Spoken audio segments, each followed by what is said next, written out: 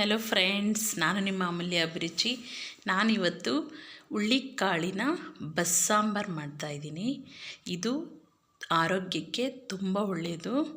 ಈ ರೀತಿ ಮಾಡ್ಕೊಂಡು ತಿಂದರೆ ನಿಮಗೆ ಸೊಂಟ ನೋವಿದ್ದರೆ ಕಡಿಮೆ ಆಗುತ್ತೆ. ಇದು ಹೆಲ್ದಿ ಫುಡ್ಡು. ಈ ಥರ ಮುದ್ದೆ, ಬಸ್ಸಾರು ಮತ್ತು ಹುಳ್ಳಿಕಾಳು ತಿನ್ನೋದ್ರಿಂದ ಸೊಂಟಕ್ಕೆ ತುಂಬ ಶಕ್ತಿ ಇರುತ್ತೆ. ನೀವು ಒಂದು ಸಲ ಇದೇ ರೀತಿ ಮಾಡಿಕೊಂಡು ತಿನ್ನಿ ಫ್ರೆಂಡ್ಸ್, ತುಂಬ ಚೆನ್ನಾಗಿರುತ್ತೆ ಬಸ್ಸಾರು, ಮುದ್ದೆ. ಬನ್ನಿ, ಮೊದಲಿಗೆ ಹುಳ್ಳಿಕಾಳನ್ನ ನಾನು ಒಂದು 2 ಬೌಲಷ್ಟು ತೊಗೊಂಡಿದ್ದೀನಿ, ಚಿಕ್ಕ ಬೌಲಲ್ಲಿ. ಇವಾಗ ಇದನ್ನು ತೊಳೆದು ಕುಕ್ಕರ್ ಒಳಗಡೆ ಹಾಕೋತಾ ಇದ್ದೀನಿ. ಇದು ಸೇಮ್ ಮಾಮೂಲಿ ಒಣಗಿರೋ ಹುಳ್ಳಿಕಾಳೇ, ಅದನ್ನು ಕ್ಲೀನ್ ಮಾಡಿ ತೊಳೆದು ಇಟ್ಕೊಂಡು ನಾನು ಹಾಕೋತಾ ಇದ್ದೀನಿ. ಇದಕ್ಕೆ ನೀರು ಎಷ್ಟು ಬೇಕೋ ಹಾಕ್ಕೊಳ್ಳಿ. ಹಾಕ್ಕೊಂಡು ರುಚಿಗೆ ತಕ್ಕಷ್ಟು ಉಪ್ಪು ಹಾಕ್ಕೊಳ್ಳಿ. ಉಪ್ಪು ಹಾಕಿ 1 ಟೊಮೆಟೊನ ಒಂದು ಬಟ್ಲಲ್ಲಿ ಹಾಗೇ ಕಲಸಿ ಕೈಯಲ್ಲೇ ಮ್ಯಾಶ್ ಮಾಡಿ ನೀವು ಇದರೊಳಗಡೆ ಮಿಕ್ಸ್ ಮಾಡ್ಕೊಳ್ಳಿ.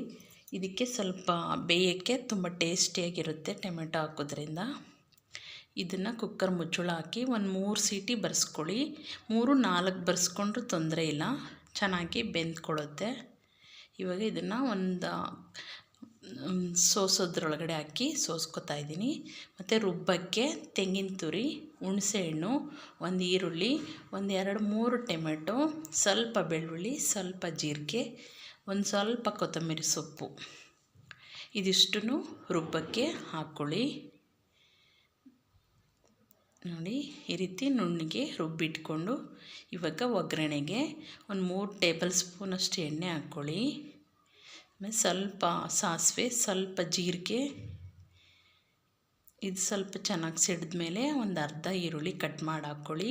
ಸ್ವಲ್ಪ ಕರಿಬೇವು ಹಾಕಿ ಸ್ವಲ್ಪ ಚೆನ್ನಾಗಿ ಫ್ರೈ ಮಾಡಿದ ಮೇಲೆ ಇದು ರುಬ್ಬಿರೋ ಮಸಾಲೆ ಇದೆಯಲ್ಲ ಅದನ್ನು ಹಾಕ್ಕೊಳ್ಳಿ. ಹಾಕ್ಕೊಂಡು ಇದನ್ನು ಸ್ವಲ್ಪ ಚೆನ್ನಾಗಿ ಫ್ರೈ ಆದಮೇಲೆ ನೀರು ಕಲಸಿ ಎಷ್ಟು ಬೇಕು ನೀರು ಹಾಕ್ಕೊಳ್ಳಿ. ನೀವು ಫಿಲ್ಟ್ರ್ ಮಾಡಿರೋದು ಹುಳ್ಳಿಕಾಳು ಬೇಯಿಸಿರೋ ನೀರಿದೆಯಲ್ಲ, ಈ ನೀರನ್ನು ನೀವು ಬಸ್ಸಾರಿಗೆ ಹಾಕ್ಕೋಬೇಕು, ಚೆಲ್ಲಬಾರ್ದು. ಈ ರೀತಿ ಹಾಕ್ಕೊಂಡು ಇದಕ್ಕೆ ನಾನು ಮನೆಯಲ್ಲೇ ಮಾಡಿರೋ ಬೇಳೆ ಸಾಂಬಾರು ಪೌಡರ್ ಇದೆ, ಅದು 2 ಸ್ಪೂನ್ ಸಾಂಬಾರು ಪೌಡರ್ ಹಾಕ್ತಾಯಿದ್ದೀನಿ.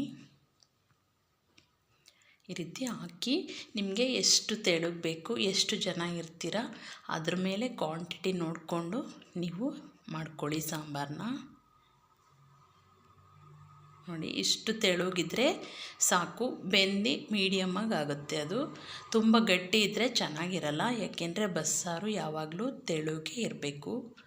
ಇವಾಗ ರುಚಿಗೆ ತಕ್ಕಷ್ಟು ಉಪ್ಪು ಹಾಕಿ ನೋಡ್ಕೊಂಡು ಹಾಕ್ಕೊಳ್ಳಿ. ನಾವು ಆಲ್ರೆಡಿ ಕಾಳು ಬೇಯೋಕ್ಕೆ ಉಪ್ಪು ಹಾಕಿರ್ತೀವಿ, ನೀವು ಟೇಸ್ಟ್ ನೋಡಿ ಆಮೇಲೆ ಉಪ್ಪು ಹಾಕ್ಕೊಳ್ಳಿ ಬೇಕಂದರೆ. ನೋಡಿ, ಬೆಂದು ಈ ರೀತಿ ಚೆನ್ನಾಗಿ ಒಳ್ಳೆ ಘಮ ಸ್ಮೆಲ್ ಬರುತ್ತೆ. ಆಮೇಲೆ ನಾನು ಕಾಳು ಪಲ್ಯ ಮಾಡೋಕ್ಕೆ ಈರುಳ್ಳಿ, ಒಣಮೆಣಸಿನ್ಕಾಯಿ, ತೆಂಗಿನ ತುರಿ ಹಾಕ್ಕೊಂಡು ರೆಡಿ ಮಾಡಿಟ್ಟಿದ್ದೀನಿ. ಇವಾಗ ಈರುಳ್ಳಿ ಬೇಯುವಷ್ಟು ಎಣ್ಣೆ ಹಾಕ್ಕೊಂಡಿದ್ದೀನಿ, ಒಂದು 3 ಟೇಬಲ್ ಸ್ಪೂನ್ ಇದೆ. ಹಾಕ್ಕೊಂಡು ಈರುಳ್ಳಿ ಮತ್ತು ಒಣಮೆಣಸಿನ್ಕಾಯಿನ ಚೆನ್ನಾಗಿ ಫ್ರೈ ಮಾಡ್ಕೊತಾ ಇದ್ದೀನಿ. ಇದು ಸ್ವಲ್ಪ ಚೆನ್ನಾಗಿ ಫ್ರೈ ಆಗಿದ ಮೇಲೆ ಇದಕ್ಕೇ ತೆಂಗಿನ ತುರಿನೂ ಹಾಕ್ಕೊಂಡು ಸ್ವಲ್ಪ ಹಸಿ ವಾಸನೆ ಹೋಗೋವರೆಗೂ ಫ್ರೈ ಮಾಡ್ಕೊಳ್ಳಿ. ಆವಾಗ ಕಾಳಿಗೆ ತುಂಬ ಟೇಸ್ಟಿಯಾಗಿ ಚೆನ್ನಾಗಿರುತ್ತೆ. ನೋಡಿ, ಇದೇ ಥರ ಸ್ವಲ್ಪ ಫ್ರೈ ಮಾಡ್ಕೊಳ್ಳಿ. ಇವಾಗ ಆಲ್ರೆಡಿ ಕಾಳು ಬೇಯೋಕ್ಕೆ ಸಾಲ್ಟ್ ಹಾಕಿರ್ತೀವಿ ನಾವು, ಇದಕ್ಕೆ ಎಷ್ಟು ಬೇಕೋ ಅಷ್ಟು ಮಾತ್ರ ನೋಡಿಕೊಂಡು ಸಾಲ್ಟ್ ಹಾಕ್ಕೊಳ್ಳಿ. ಹಾಕ್ಕೊಂಡು ಇವಾಗ ಸ್ವಲ್ಪ ಚೆನ್ನಾಗಿ ಕೈ ಆಡಿಸಿ ಇವಾಗ ಕಾಳು ಬೆಂದಿರೋದು ಹುಳ್ಳಿಕಾಳು ಹಾಕ್ಕೊಂಡು ಚೆನ್ನಾಗಿ ಮಿಕ್ಸ್ ಮಾಡ್ಕೊಳ್ಳಿ. ಈ ಥರ ಮಿಕ್ಸ್ ಮಾಡಿ ಪಲ್ಯ ರೆಡಿಯಾಗುತ್ತೆ. ಮೇಲೆ ಬೇಕಂದರೆ ಸ್ವಲ್ಪ ಕೊತ್ತಂಬರಿ ಸೊಪ್ಪು ಹಾಕ್ಕೊಳ್ಳಿ.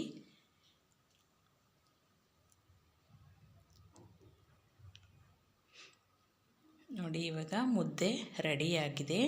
ನಾನಿವಾಗ ಇದನ್ನು ಊಟಕ್ಕೆ ಬಡಿಸ್ತಾ ಇದ್ದೀನಿ. ಈ ಥರ ಬಸ್ಸಾರು ಮಾಡಿಕೊಂಡು ಬಿಸಿ ಬಿಸಿ ಮುದ್ದೆ ಮಾಡಿಕೊಂಡು ತಿಂತಾಯಿದ್ರೆ ವಾವ್ ಸೂಪರಾಗಿರುತ್ತೆ. ಜ್ವರ ಬಂದಿರೋರ್ಗಂತೂ ಜ್ವರನೇ ಹೋಗ್ಬಿಡುತ್ತೆ ಕಿತ್ಕೊಂಡು. ನೀವೂ ಇದೇ ಥರ ಒಂದು ಸಲ ಟ್ರೈ ಮಾಡಿ ಫ್ರೆಂಡ್ಸ್, ತುಂಬ ಚೆನ್ನಾಗಿರುತ್ತೆ.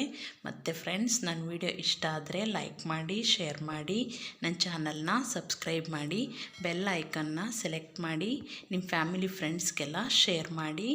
Thank you for watching friends. ಮುಂದಿನ ವಿಡಿಯೋದಲ್ಲಿ ಸಿಗೋಣ ಫ್ರೆಂಡ್ಸ್.